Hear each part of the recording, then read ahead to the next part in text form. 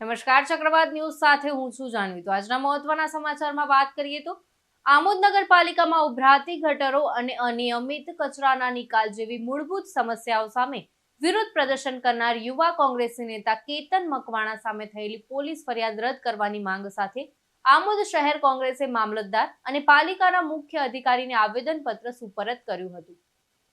તો અગાઉ કચરાના ટેમ્પાની અનિયમિતતાથી ત્રસ્ત થઈને બનેલા કેતન મકવાણાએ પોતાનો વિરોધ નોંધાવવા માટે ઘરનો કચરો પાલિકાના સેનેટરી ઇન્સ્પેક્ટરની કચેરીમાં ઠાલવ્યો હતો, જેના પગલે તેમની સામે સરકારી કામમાં અડચણ અને જાનથી મારી નાખવાની ધમકીની ફરિયાદ નોંધાઈ હતી।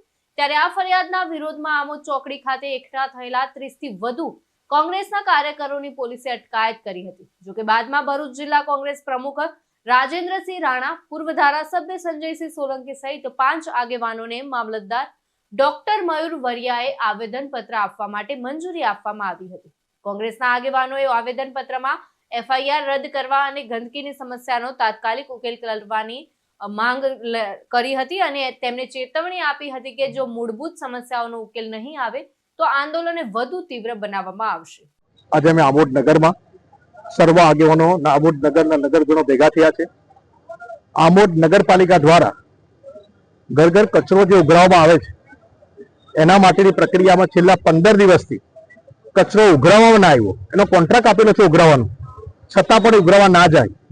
કચરો ઉઘરાવે એમાં પણ ટકાવારી નગરપાલિકા એટલે કેટલી ટકાવારી કોને મળે સૌથી પહેલા નક્કી કરવામાં આવે છે। કચરો ઉઘરાવવાનો છે એના પણ ટકાવારી, કચરો ના ઉઘરાવતા ગંદકી ઘરમાં એરિયામાં ફેલાઈ જાય, એટલી બધી ગંદકી થઈ ગઈ ત્યારે અમારો દલિત યુવક કોંગ્રેસનો પ્રમુખ એ કચરોને કહેવા જાય છે ત્યારે એની સાથે બેહુદું વર્તન કરવામાં આવે છે અધિકારીઓ દ્વારા। ત્યારે કચરો લઈને ત્યાં ફેંકવા જાય છે કે લો આ કચરો, એની સાથે બેહુદું વર્તન કર્યું એનું કઈ નથી। કોઈ કચરો બતાવે છે કે જો આ કચરો તમે 15 દિવસથી આ સરકારના અને લોકોના ટેક્સના પૈસા અમે ટેક્સ ભરીએ છીએ નગરપાલિકામાં, તો આ કચરો અમારો કેમ નથી? લોકોની ગંદકી ફેલાય છે, બીમારી ફેલાય છે, ત્યારે એને દબાવવા માટે 3 દિવસ પછી પોલીસ પણ આ બધું સમજે છે, ગુજરાતની પોલીસ, છતાં પણ ભારતીય જનતા પાર્ટીના ચૂંટાયેલા અધિકારીઓના પ્રેશરથી એની પર એફઆઈઆર દાખલ થાય છે। લોકોના હિત માટે, લોકોના સ્વાસ્થ્ય માટે ચેરા કરેલા છે, એની સામે અવાજ ઉઠાવવા માટે લોકોનો એની સામે એફઆઈઆર દાખલ કરવામાં આવે છે।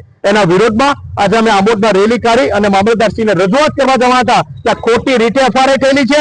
એક દલિત યુવાનનો અમારા દબાવવાનો અવાજ દબાવવાનો પ્રયત્ન કરી રહ્યો છે, વિરોધ પક્ષને ખતમ થવાનો પ્રયત્ન કરી રહ્યા છે। ત્યારે આ ભારતીય જનતા પાર્ટીની સરકારે આજે આમોદ નગરને સમગ્ર પોલીસ છાવણીમાં ફેરવી દીધું છે। અમારી સામે પણ પોલીસ તૈયાર છે અમને પકડવા માટે। ત્યારે આ ભારતીય જનતા પાર્ટીનું એટલું કહીશ કે તમને એક દલિત યુવાન પર એફઆઈઆર થવાનું દેખાયું, ખેડૂતોને આજે પોતાની નુકસાનીનું વળતર માટે ફોર્મ ભરવા માટે વેબસાઇટ બંધ છે, 7 બારની નકલ માટે લાઈનો પડે છે, એ બધી તકલીફ દૂર કરવાનું દેખાતું નથી। અને એક યુવાન જે લોકોના પ્રશ્નો માટે, લોકોના સ્વાસ્થ્ય સાથે ચેડા થાય છે, તમે ટકાવારી નગરપાલિકામાં લે છે અધિકારીઓ, ટકાવારી ભારતીય જનતા પાર્ટીના પદાધિકારીઓ સુધી પહોંચે છે, એ જોવાનું ભાન નથી। પણ એક યુવાન પર ભારતીય જનતા પાર્ટીના ચૂંટાયેલા અધિકારીઓએ એક એફઆઈઆર કરાવી, બહુ દુઃખદ બાબત છે। પણ ભારતીય જનતા પાર્ટીના ચૂંટાયેલા પ્રતિનિધિ એટલું શાનમાં સમજી જાય કે એ દિવસો દૂર નથી કે તમે પણ વિરોધ પક્ષમાં બેસવાના છે, ત્યારે એક એક પલનો તમારી પાસે અમે હિસાબ લઈશું। કેતન મહેતા સાથે ચક્રવાત ન્યૂઝ, આમોદ।